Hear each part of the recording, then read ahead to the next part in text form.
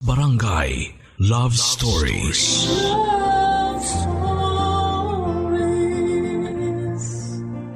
Sa panahon ngayon, kung gaano kahirap maghanap ng totoong pag-ibig, ganon din kahirap makakita ng totoong kaibigan.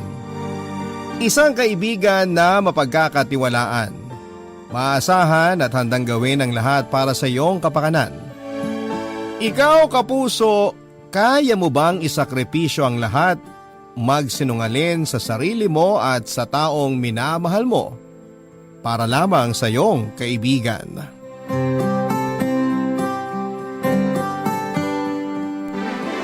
Dear Papa Dudut, simula noong nagka-pandemic ay nabigyan ako ng chance para pag-isipan ang naging takbo ng buhay ko.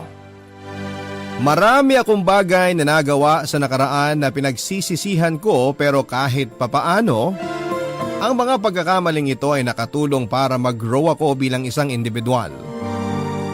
Sumunod po ako sa inyo, Papa Dudut, para ibahagi ang isa sa mga kamaliang nagawa ko nitong mga nagdaang taon. Wala naman akong ibang mapagkwentuhan ito, kaya naisip kong sa inyo ko na lamang po ibahagi ang aking kwento. Gusto ko rin kasing malaman ang opinyon ng inyong mga listeners kung tama ba ang ilang bagay na pinanindigan ko. Itago niyo na lamang po ako sa pangalang Robina. 28 years old na po ako at isang professional photographer na nakatira dito sa Metro Manila. Mahiyain po akong tao at isa ito sa mga pangunahing katangian ko. Hindi ko po ito ipagkakaila, pero hindi rin po ako proud dito. Siguro ang ugali kong ito ang naging dahilan kung bakit simula pagkabata ay nahirapan akong makahanap ng mga kaibigan. Dumagdag pa rito ang pagiging strict ng parents ko.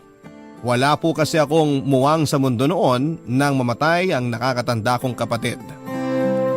8 years old lamang po siya noon nang masagasaan siya ng sasakyan sa harapan mismo ng bahay namin.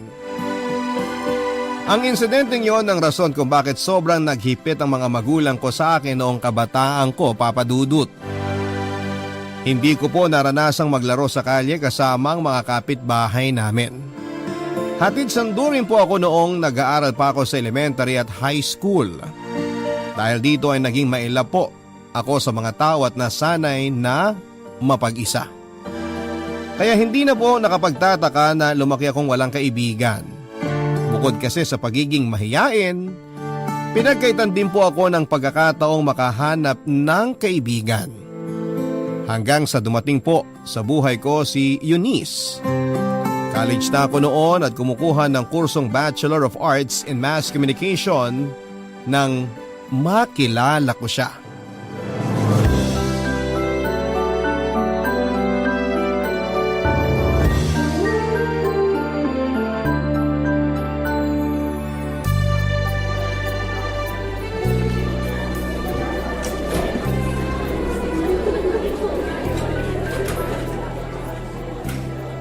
Ate, may nakaupo ba rito?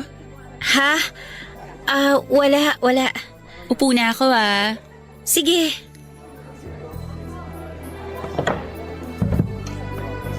Akala ko late na ako, mas late pa pala yung prof natin. Oo nga eh. Anong pangalan mo? Robina. First year ka rin? Oo, Masscom. Ako rin! Baka magka-block pa tayo. Anong oras next class mo? Mamayang 10 pa, NSTP. Wait nga, check ko lang sked ko.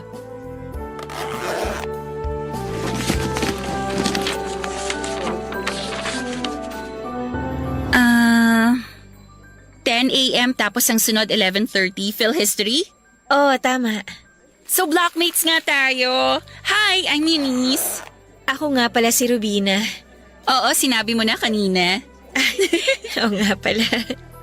So bakit naman Masscom ang pinili mong course? Ako? Gusto ko kasi pursue yung passion ko sa photography. Ooh, mahilig kang mag-take ng pictures? May mga sample ka ba dyan? Patingin naman ako. Wala akong dala dito eh. Nasa bahay yung portfolio ko. Ano usually mga kinukunan mo? Mga tao ba? Scenery, pagkain? Ako kasi hanggang selfie lang eh. Kahit ano. Pero karaniwang kinukunan ko, pictures ng sunset. Minsan kumukuha rin ako ng pictures ng mga tao sa public places. Pero hindi pa ganong maganda photography skills ko eh. Inaaral ko pa nga kung paano mag-edit ng raw photos. Ako naman, hindi ko pa talaga alam kung anong gusto kong gawin sa future. Hanggang ngayon, undecided pa ako sa path na gusto kong sundin eh. Eh bakit ka nag-mascom? Di ko rin alam. Feeling ko madali lang kasi ang mascom eh. Actually, ang gusto ni Papa, kumuha ako ng medical course. Eh hindi naman yun talaga ang gusto kong trabaho. Ayoko mag-work sa ospital, no? Tsaka maiksi lang yung PC ko kaya hindi ako pwedeng maging medic. Kaya pass talaga ako dun sa gusto ni Papa. Mabuti naman sinuportahan ka pa rin kahit hindi mo siya sinunod. Wala naman siyang choice eh. Hindi naman siya yung nagpalaki sa akin. Anong ibig mong sabihin? Hiwalay na kasi yung mga magulang ko. Civil naman silang dalawa kahit papano, kaya nakakasama ko pa rin sila pareho. Pero hindi nga lang sabay.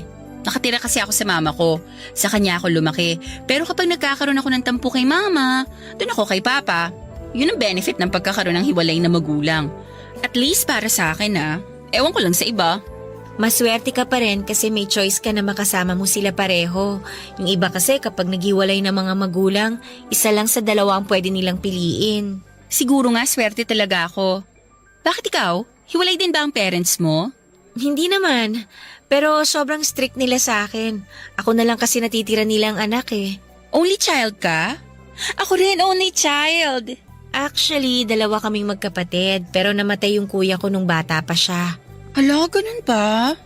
Nakakalungkot naman. Ganun talaga ang buhay.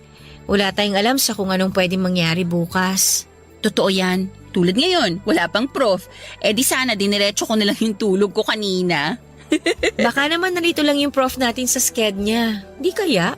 Ewan ko lang. Tara na, alis na tayo. Ha? Hindi ba natin hihintayin yung prof natin? Anong oras na 7:40 na. Wala na yun. Eh paano kung dumating siya? Eh di sabihin natin, inayos natin ang sked natin kaya hindi tayo naka-attend ng class. Halika na, kain tayo sa cafeteria. Hindi pa ako nagbe-breakfast eh. Sige. Hindi na po ako iniwan ni Eunice simula noong araw na yon, Papa Dudut. Kung ano ang rason niya ay hindi ko po alam pero sumama na lang din po ako sa mga trip niya dahil wala pa naman akong gaanong kakilala sa school kasi kakasimula pa lang ng school year. Doon na po nagsimula ang friendship namin ni Eunice, Papa Dudut. Nung una medyo nahirapan akong sabayan siya sa mga bagay-bagay dahil sobrang magkaiba po ang personality naming dalawa. Kung ako ay tahimik lang, siya naman ay sobrang ingay. Hindi niya kayang manahimik ng 5 minuto. Lagi siyang may sinasabi at laging may dalang kwento. At hindi siya naperme sa iisang lugar. Hindi nga nagtagal, Papa Dudut, ay nasanay din naman kagad ako sa ugali niya. Gustong-gusto ni Eunice na laging nasa kanya ang center of attention. Palibasa, palabiro rin kasi siyang tao. Maganda at mataray sa unang tingin pero kenkoy ang kanyang totoong ugali. Sa tawag ngayon, isa siyang babaeng bakla. Malakas ang kanyang karisma sa mga tao. Kayang-kaya niyang makipagkaibigan sa mga hindi niya kilala sa loob lamang ng 1 minuto. Kaya nga po sobrang laki ng paghanga ko sa kanya dahil nag-uumapaw ang self-confidence ni Eunice. Isang bagay na wala ako. Papa Dudut, napatunayan ko ang pagiging totoong kaibigan sa akin ni Eunice nang minsang ipaglaban niya ako sa isang professor. Nabiktima kasi ako noon ng isang professor na mahilig mag-power trip. Lagi niya ako noong binibigyan ng mababang grade sa mga output ko kahit na deserve ko namang magkaroon ng mataas na grado. Natatakot naman ako magsalita at lumaban sa pagiging unfair ng professor namin noon kaya si Eunice ang nagsalita para sa akin. Sa ginawa niya, nadabay siya sa pangpapower trip ng professor namin at pareho kaming binagsak ng semester na yon. Ganon pa man ay walang pagsisisi si Eunice sa ginawa niya dahil alam niyang siya ang nasa tama. Malaki ang pasasalamat ko sa mga ginagawa ni Eunice para sa akin, Papa Dudut. Kahit na hindi naman niya kailangan gawin ang mga bagay na yon, bilang kapatid bilang kapalit ay sinikap kong maging mabuting kaibigan sa kanya. Ako ang naging sandalan at takbuhan niya tuwing nagkakaroon siya ng problema, lalong-lalo na pagdating sa kanyang love life.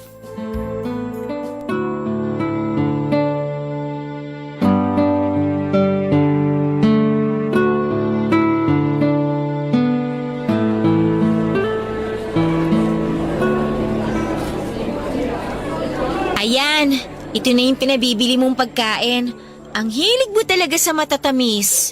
Kailangan ko ng something sweet ngayon para maalis yung pagka-bitter ko. Oh, bakit bitter na naman?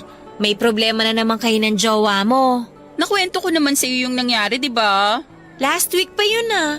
Hindi ba kayo nagkakaayos hanggang ngayon? Wala nang kailangang ayusin kasi tapos na kami. As in, wala na kayo? Oh my gosh, kailan pa? Kagabi lang. Actually, wala na talaga kaming chance na magkaayos.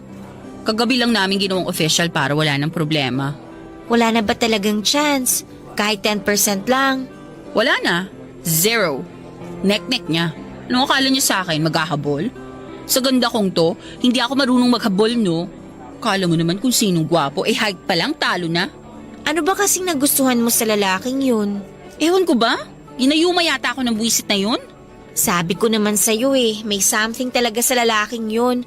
Ugali pa lang, hindi na mapagkakatiwalaan. Paano naman kasi? Ang galing niyang mambola.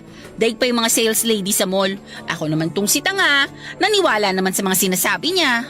Ganun naman talaga ang mga lalaki Sasabihin lahat ng gusto mong marinig para makuha nila yung gusto nila. Hindi ka na natuto. Pero alam mo kung anong mas nakakainis? Alam kong bare minimum na nga yung binibigay niya. Hinahayaan ko pa siya sa mga ginagawa niyang kasalanan. Ang tanga ko talaga.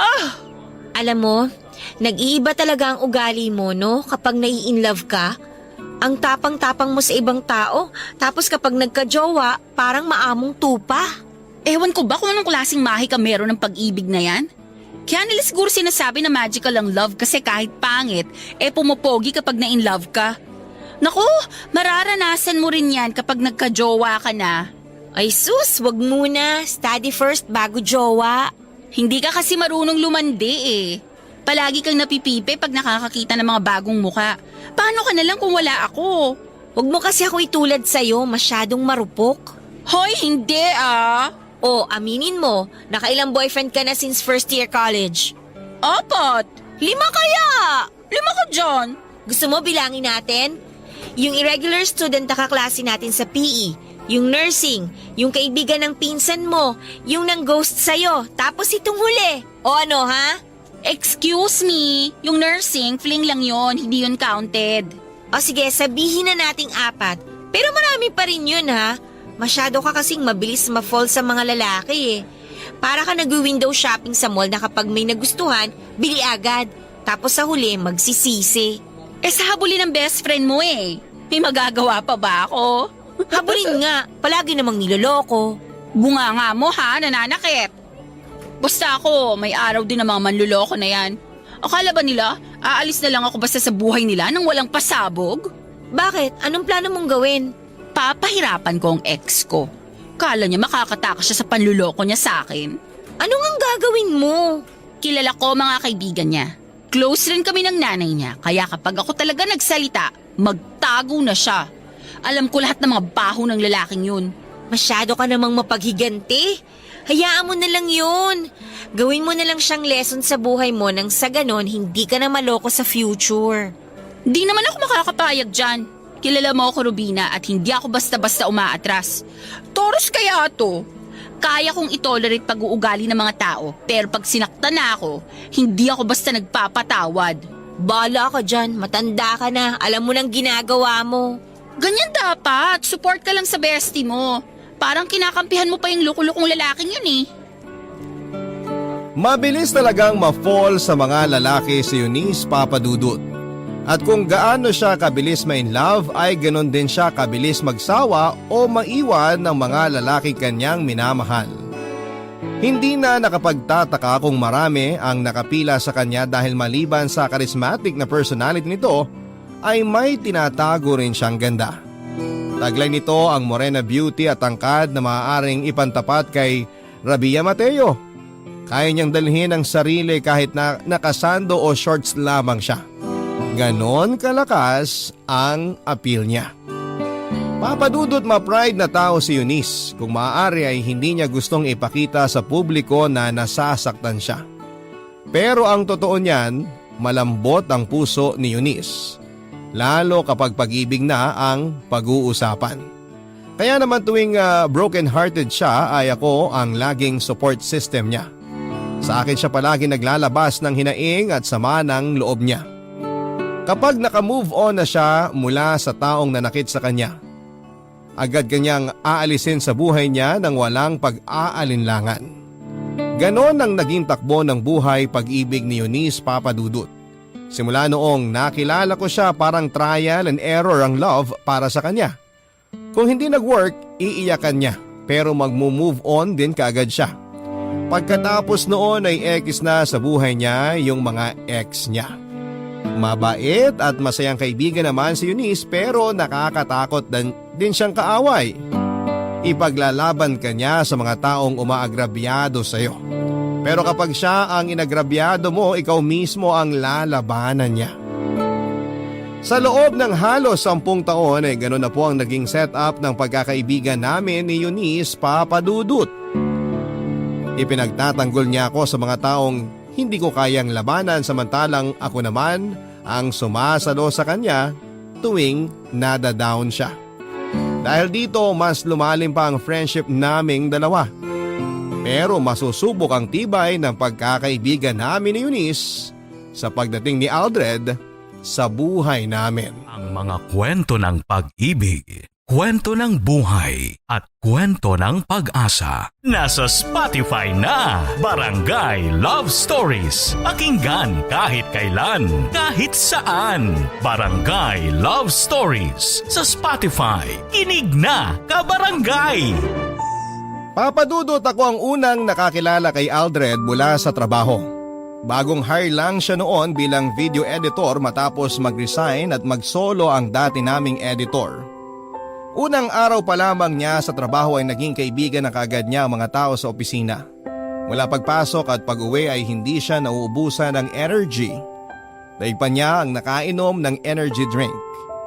Nakikita ko sa ugali niya si Eunice Papadudut. Pareho kasi silang social butterfly na kaagad nakaka-vibe sa mga tao sa paligid nila.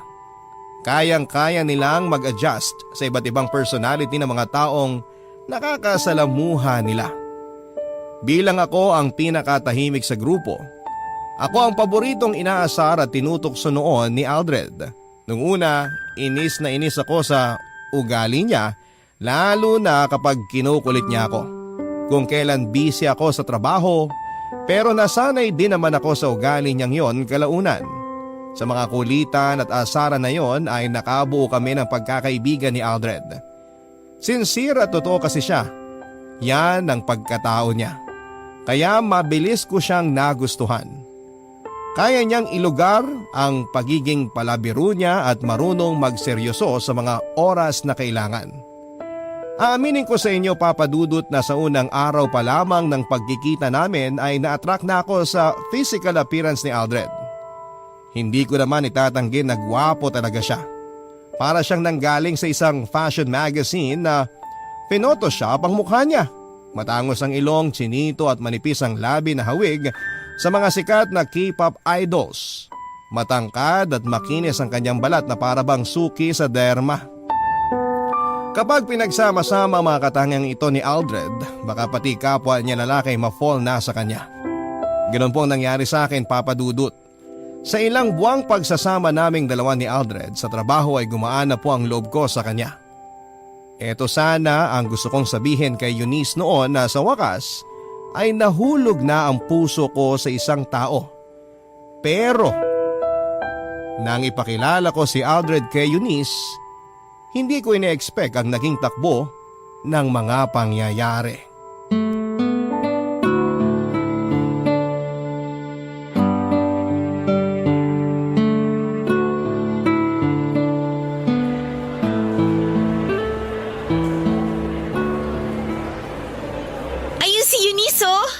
Saan? Yung naka-red ba? Oo! Eunice!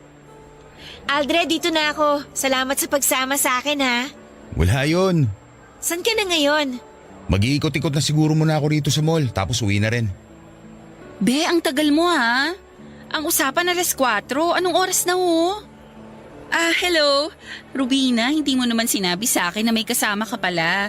Katrabaho ko, katatapos lang namin sa work. Sinabayan lang niya ako sa pagpunta dito. Uy, nakilala mo naman ako sa friend mo. Sorry naman. Aldred, si Eunice, best friend ko. Eunice, si Aldred, kasama ko sa work. Hello, Aldred. Hi! Ikaw pala yung kaibigan ni Rubina na palagi niya kinukwento sa akin. Sa wakas, nakilala na rin kita. Ay, ganon? Ikaw, Rubina, ha? Baka kung ano-ano nang kwento mo dito kay Aldred tungkol sa akin. Wala pa naman ako masyadong nakukwento sa kanya tungkol sa'yo. Nababanggit lang kita sa tuwing nag-uusap kami. So, ang Aldred ba may jowa na? Nako, wala pa. Wala pang natatalisod.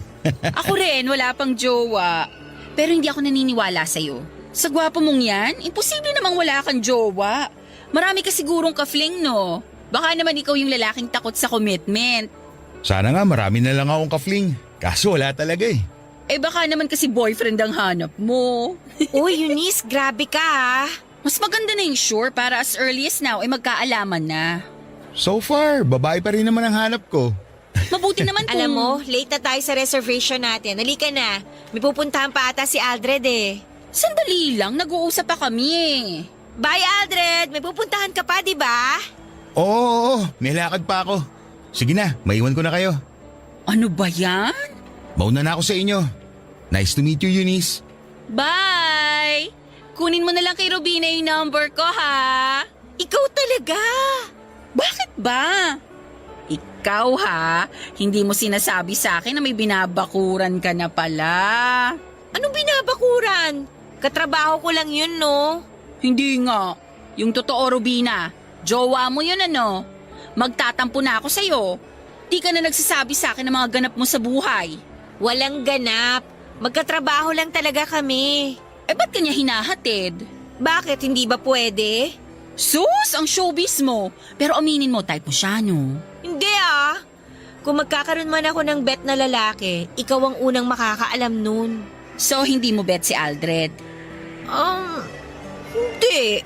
Ang juicy mo naman, be. Final answer na ba yan? Oo nga, ang kulit. Kasi kung hindi mo siya bet, ako na ang jojowa sa kanya. Pasok siya sa checklist ko. My gosh, kinikilig na naman ang puso ko. Ikaw talaga? Ilakad mo ko sa kanya, ha?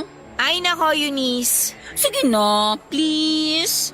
Oh, sige na. Pero kapag nasaktan ka ulit, hindi ko nakasalanan yun, ha? Promise, walang sisihan. The best ka talaga. Kaya mahal na mahal kita eh. Nang bola pa. Tara na nga. Papadudot, sinolo ko na lamang ang nararamdaman ko kay Aldred matapos kong malaman na may gusto rin si Eunice sa kanya. Sino ba naman ako para tumapad kay Eunice kung confidence pa lamang talong-talo na ako. Simula noong magkakilala ang dalawa ay palagi na namin kasama si Aldred tuwing lumalabas kami ni Eunice. Ang dating duo ay naging trio na. At syempre ako naging wing girl ni Eunice katulad ng napag-usapan. Masakit man sa loob ko pero ginawa ko ang trabaho ko, ibinida ko ang kaibigan ko kay Aldred at lahat ng magagandang katangian ni Eunice ay pinagmalaki ko kay Aldred. Parang papeles na inilakad ko si Eunice para lamang magustuhan siya nito. At sa mga sumunod na linggo ay mukhang naging effective nga ang ginawa ko dahil mas naging close pa nga ang dalawa. Sa totoo lang, Papadudot. Tuwing nakikita ko sila na masayang magkasama, lihim po akong nasasaktan. Para bang binabackstab ko ang sarili ko. Naiinggit nga ako kay Eunice dahil napakadali lang niyang ilabas ang mga emosyong nararamdaman niya. Very vocal siya sa mga bagay na gusto niya kaya mabilis niyang nakukuha ang mga ito. Samantalang ako, Papadudod, ay kailangan ko pang mag-ipon ng sapat na tapang para masabi ko ang totoo na nararamdaman ko. Kung kailan naman may lakas na ako ng loob na magsalita ay saka naman huli na ang lahat. Naiinis nga ako sa sarili ko noon dahil hindi ko kayang magpakatotoo sa nararamdaman ko. Pilit kong itinutulak ang taong gusto ko sa iba. Hindi ko alam na ako na pala ang nananakit sa sarili ko. Sa mga sumunod na buwan ay nagpatuloy ang pag-push ko kay Aldred para kay Eunice. Pero sa mga panahong yon ay na-realize ko na wala talagang gusto si Aldred sa kaibigan ko. At napatunayan ko yon nang minsang mag-usap kaming dalawa ni Aldred.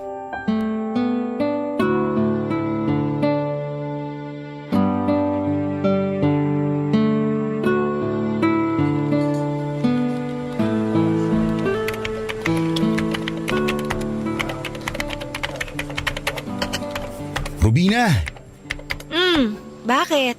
tapos ka na dyan? Marami pa akong i-edit pero bukas ko na lang siguro itutuloy yung iba. Bakit? Tara, kain tayo sa labas. Libre mo? KKB, Ay pass, next time na lang. ang kuripo talaga nito. Sige na, ako nangantaya. Joke lang yung tanong ko kanina. Hindi talaga ako pwedeng ngayon. May pupuntahan ako Alam mo kung sino magandang i-invite? Si Eunice. Ikaw tong inaaya ako tapos pagtutulakan mo ko sa iba. Sorry, hindi talaga ako pwede ngayon Si Eunice pwede yun anytime. Kaladkarin yun Go yun sa lahat ng aya sa kanya.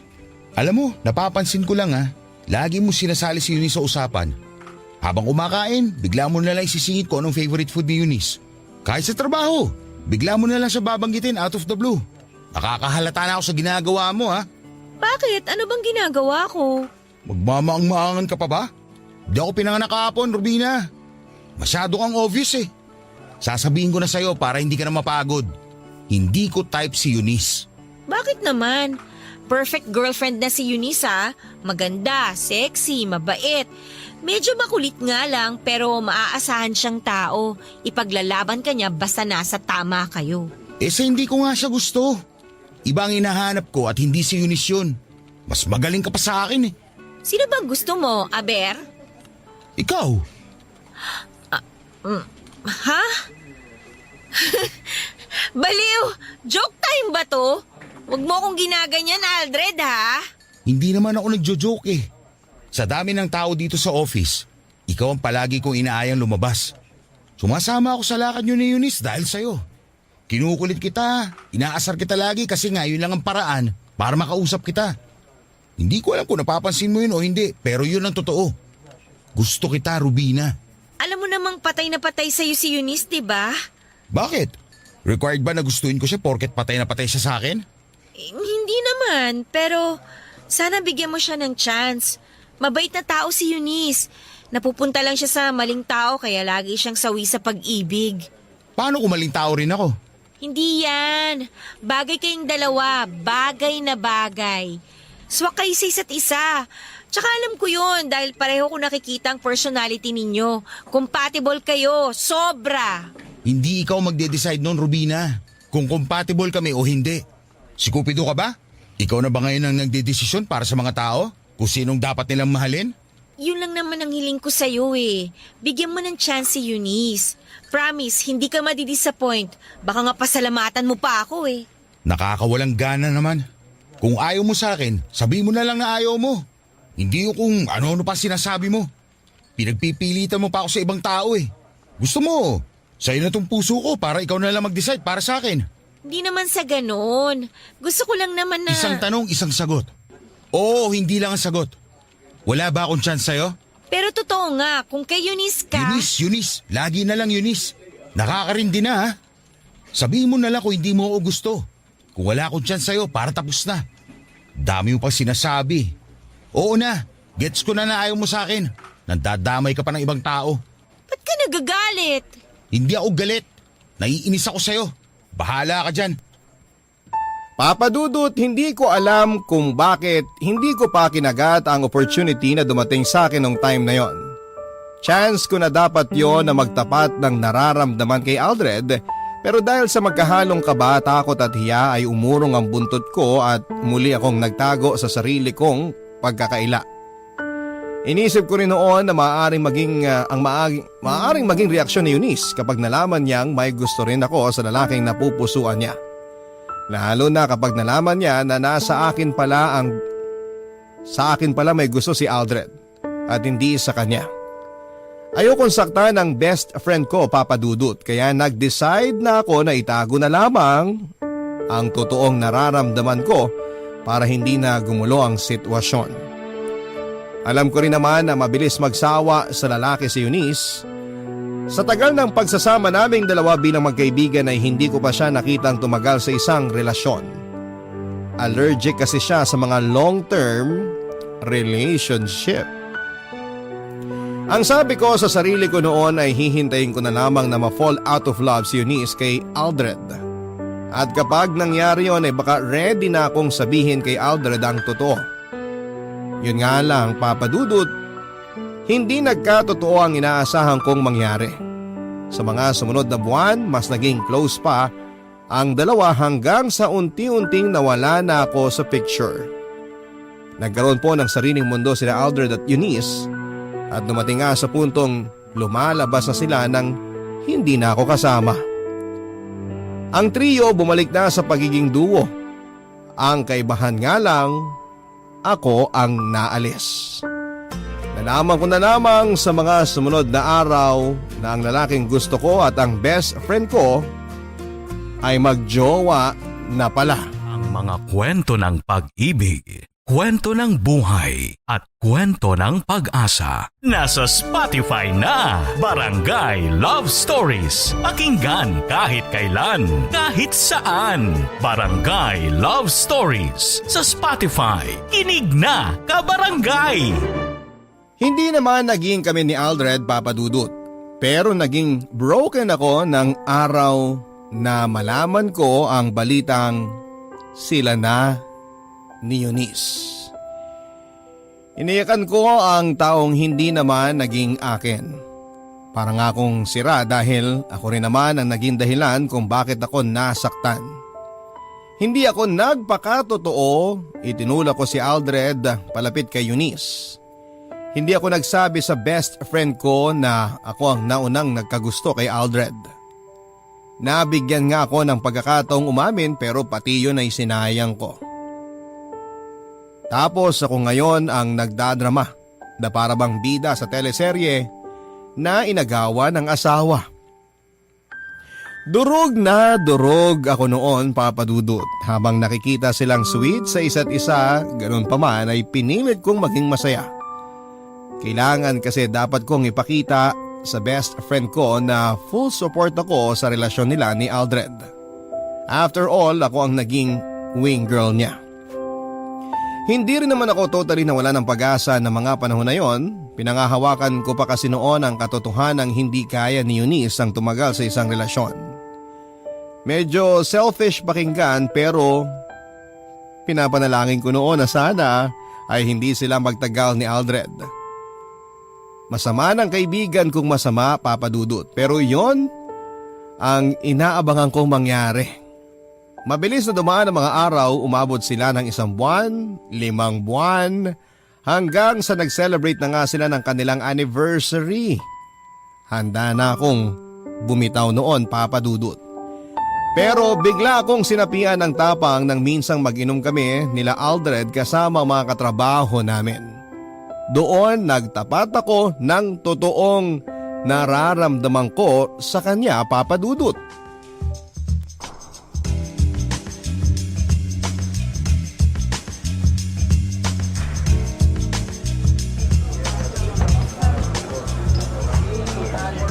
Rubina, ano, kaya mo pa?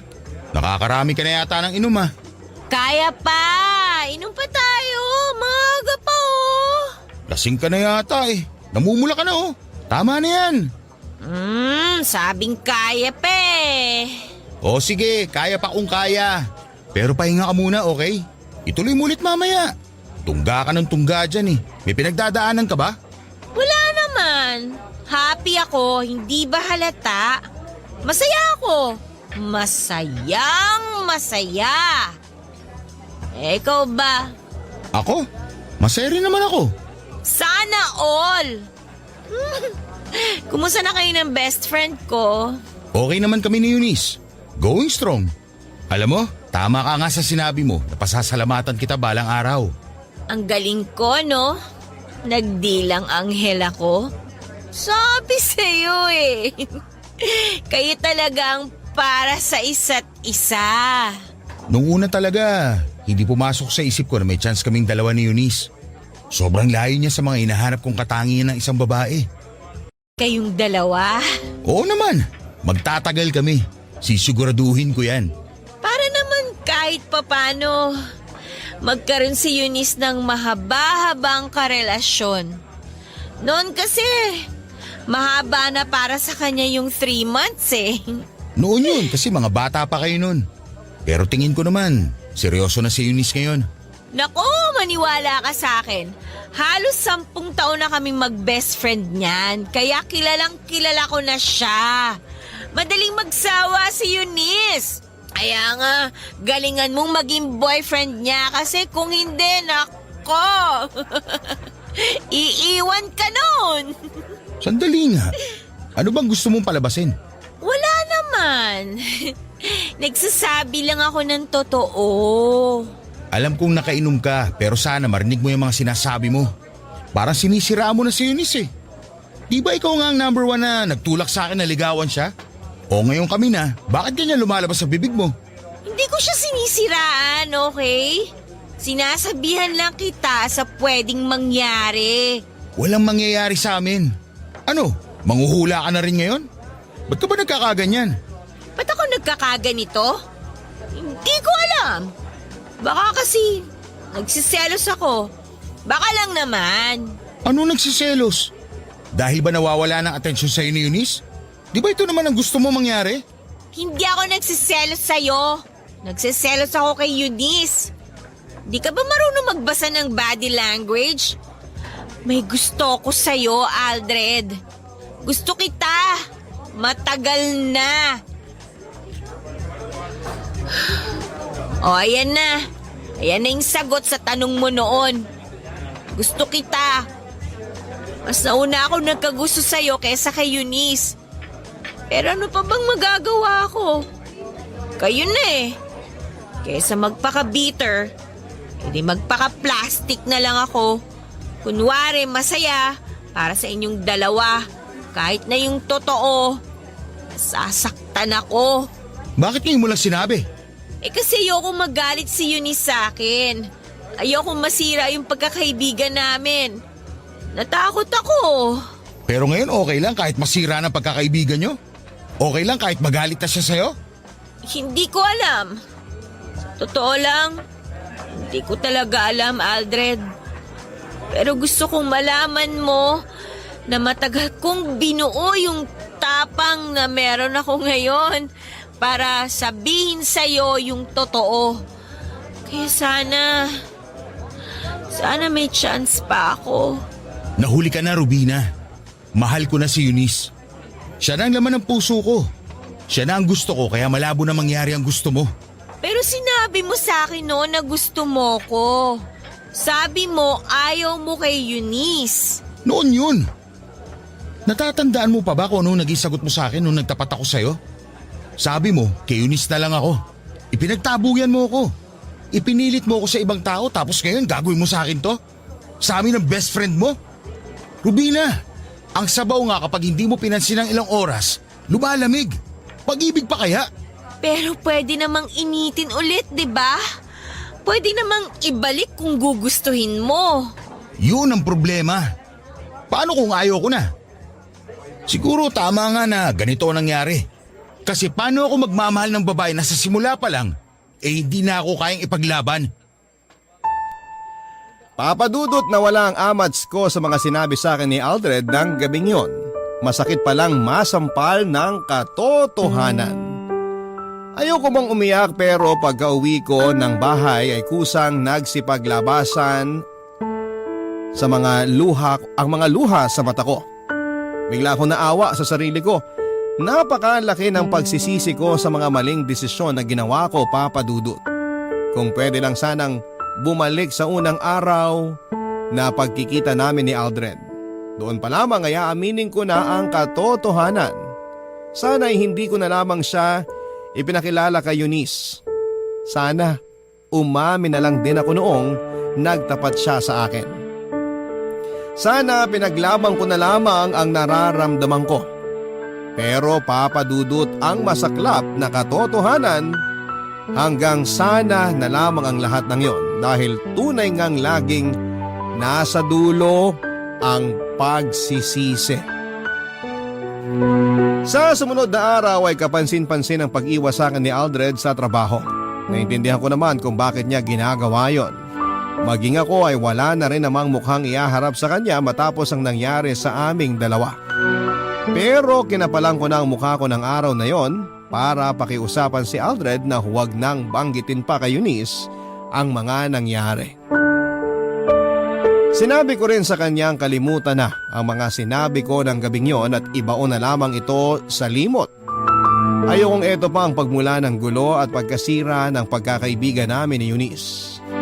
Dahil sa nangyari, sinimulan kong ilayo ang sarili ko kina Aldred at Eunice. Kahit anong pagpapanggap pa ang gawin ko, hirap na akong itago ang nararamdaman ko noon.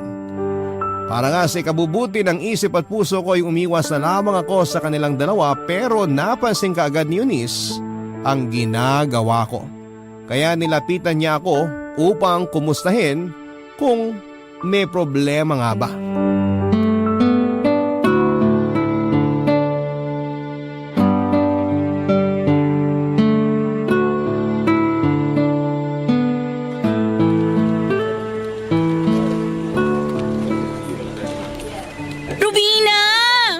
Busy mo be Oh, Eunice! Anong ginagawa mo dito sa office? Susunduin ko sana si Aldred.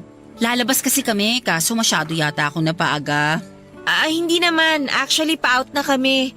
Mag-OT nga lang ako kasi may hinahabol akong deadline. Mukhang busy ka nga talaga, ang kalat ng desk mo eh. Ay, sobra. Marami kasing events last week kaya ang daming trabaho. Hindi na nga ako makagala. Nakita mo na ba si Aldred? Doon ang desk niya Oo, nag-usap na kami. Ang totoo niyan, kaya ako nagpumilit na sunduin siya dito sa work kasi gusto talaga kitang makita. Ako? Bakit naman? Ano bakit? Baliw ka. Tagal mo na kayang hindi nagpapakita sa akin. Hindi ka nagbabasa sa GC. Hindi ka rin nagme-message sa akin. Mabuti nga si Aldred, araw-araw kang nakikita rito kasi magkatrabaho kayo. Paano naman ako? Kung hindi kita dadayuhin, hindi ko pa malalaman kung humihinga ka pa ba o hindi na. Sorry naman. Sobrang busy ko lang talaga nitong mga nakaraang linggo. Peak season kasi, kaya maraming occasions. Sunod-sunod ang mga kinakasal, debut, pati binyag. Actually, marami pang ang nakabook for next week kahit itanong mo pa kay Aldred. Kahit na, dapat nag-a-update ka pa rin paminsan-minsan. Bahala ka. Iisipin kong iniiwasan mo na ako. Hindi mo naman ako iniiwasan, di ba? Hindi Ba't naman kita iiwasan? Para kang sira. Busy lang talaga. Babawi na lang ako next time. So hindi ka makakasama sa amin ni Aldred ngayon kung iimbitahin kita? Kayo na lang muna. OT nga ako, di ba? Enjoyin yung dalawa yung date ninyo. Gagawin mo pa akong chaperone. Ano ba yan? Miss na nga kita eh. Basta promise mo bumawi ka sa susunod ha? Oo nga, promise. Ay, nga pala. May good news ako sa'yo. Good news? Ano yan? Secret pa to ha, kasi hindi pa namin nilalabas sa public. Pero dahil best friend kita, deserve mong malaman. Ang alin? Na-promote ka ba sa trabaho mo? Hindi, mas good news pa. Tingnan mo tong nasa daliri ko. Oh, sing-sing. Bumili ka ng sing-sing? Oh my gosh! Huwag mo sabing... Yes, be! Nag-propose na sa akin si Aldred. Kailan pa? 3 days ago. Actually, nagulat nga ako eh. Parang normal day lang naman yun para sa akin. Kumain kami sa labas, nagkape, manunood pa sana kami ng movie. Kaso hindi namin bet yung palabas, so sa bahay na lang kami nagmarathon. Tapos, napag-usapan namin yung tungkol sa kasal. All of a sudden, naglabas siya ng maliit na box. Akala ko nung una prank lang. Tapos pagbukas niya, may sing-sing, be! Ang sweet naman. Pero hindi yun yung dream proposal ko ha. Ang iniisip ko, magpo-propose siya sa open space, sa ilalim ng full moon, tapos red petals everywhere. Meron ding nagpapatugtog ng violin somewhere, tapos nakadress ako, samantalang siya naka-formal attire. Luluhod siya sa harap ko, tapos tatanungin ako ng, "Will you marry me?" Tapos hindi ko alam na may kumukuha pala ng video. Siyempre, iiyak ako. Then magva-viral kami sa Facebook. Tapos, mapapansin ng KMJS at i-interviewin ako ni Jessica Soho. Doon ko ikakwento ang love story namin. Siyempre, kasama ko sa love story namin kasi ikaw ang naging tulay kung bakit kami nagkakilala ni Aldred. Hoy, nakikinig ka ba? Ba't ka tulala dyan? Iniisip mo yung dream proposal ko, no? Pero para sa akin, okay na rin yung ginawa ni Aldred. Simple lang, private at personal. Hindi man kasing bongga ng inaasahan ko yung nangyari. At least, finally, mangyayari na yung inaasam-asam ko. Ikakasal na ako, be! Congrats. Okay ka lang ba talaga? Ba't parang ang lalim ng iniisip mo? Okay lang ako. Bigla ko lang naalala yung mga nakatambak kong trabaho. Ah, ganun ba? O sige, maiwan na kita kung busy ka talaga. Baka nakakaabala pa ako. Anyway, yun lang naman ang gusto kong sabihin sa'yo. Pero huwag mo munang pagsasabi, ha? Oo, walang makakaalam. Congratulations ulit sa inyo ni Aldred. Usap tayo kung hindi ka na busy kasi ikaw ang magiging maid of honor ko. Matik na yan, bawal tumanggi ha. Hindi pa naman kami ikakasal agad kaya huwag ka mag-alala. Baka next year pa siguro yung kasal. Kasi kailangan pa namin mag-ipon ni Aldred. Masyado kasing excited yung lalaking yun nag-propose agad. Pero balitaan kita sa details ha, kasi sasamahan mo ako mag-plan. Grabe, excited na ako mag-try ng mga wedding dress, mag-cake tasting, tapos pumili ng entourage. O sige na, maiwan na kita dyan. Text mo ko kung kailan ka free ha. Kailangan natin ng girl time, okay? Bye! Sige, bye. Ingat kayo sa lakad nyo ni Aldred.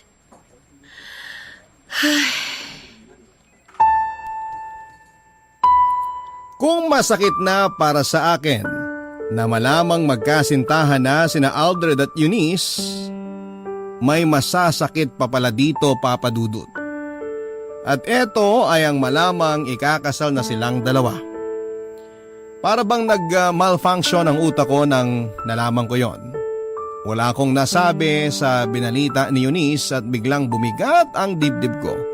At para bang natapala ng semento ang lalamunan ko't hindi kaagad ako nakapagsalita. Bilang dakilang kaibigan, kinailangan kong ngumiti, magtatalon sa tuwa at i-congratulate ang best friend ko na sa wakas ay nahanap na niya ang forever niya. Mag-isa kong hinarap ang heartbreak ko, Papa Dudut, at kasabay nito ay pinangatawanan ko pa rin ang pagsuporta ko sa relasyon nilang dalawa ni Aldred. Sa katunayan niyan, ako pa nga ang tumayong maid of honor ni Eunice. Isa ako sa mga nagplano sa dream wedding nilang dalawa.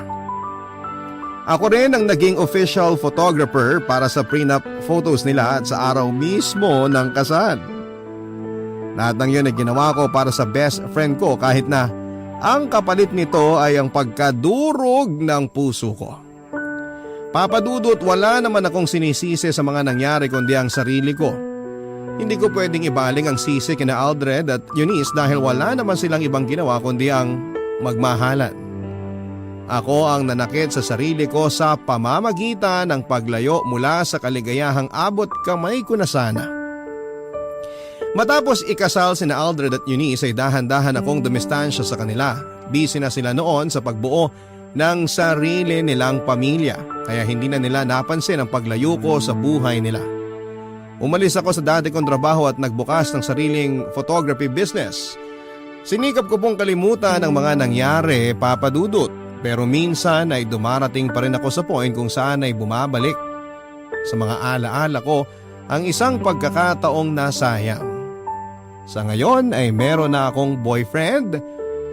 Foreigner po siya. Taga-Ireland at bagamat LDR ay ginagawa ko pa rin ang best ko upang hindi na muling maulit ang mga pagkakamaling nagawa ko sa aking nakaraan. Ang tanging hiling ko na lang sa ngayon ay sana ay tuluyan na akong makapag-move on mula sa multo ng aking nakaraan. Dito na po nagtatapos ang kwento ko, Papa Dudut, at sana'y kapulutan ng aral ang storyang binahagi ko sa inyo. Magandang araw and God bless.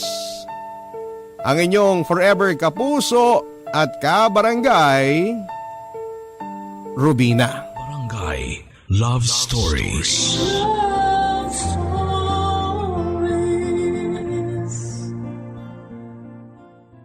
Barangay LS 97.1. 97.1. Number 1. Forever.